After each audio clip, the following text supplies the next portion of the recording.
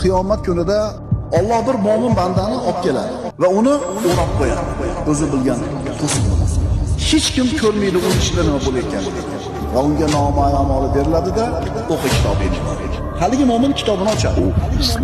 Albatta ichida gunoh bor. Bir qator o'qiydi savob, bir qator o'qiydi gunoh. Gunohlarni o'qigan paytda rangi qochib ketadi. Savoblarni o'qiganda rangi o'ziga keladi. Banda o'qib bo'ldi kitobini, ahvoli nima ekanligini bildi. Alloh taolo aytadi: "Ko'rdingmi kitobni? Ko'rdim." Oqibati nimaligini tushundi. Dunyoda shu gunohlaringni yashirganmanmi deydi Alloh. Ha, Parvardigor, yashirgansan. Dunyoda yashirganimdek, dunyoda sharmanda qilmaganimdek, bu yerda ham seni yashiraman, sharmanda qilmayman. Yana bir marta kitobingni ochdi. Endi ochib qarasa, ichida bironta gunoh qilmagan. Shunda boyagi parda olinadi to'siq, hali banda xursand bo'lib, "Ha, umuqra'u kitabiya, mana meni kitobim, ko'ringlar. Mana ko'ringlar, mana ko'ringlar."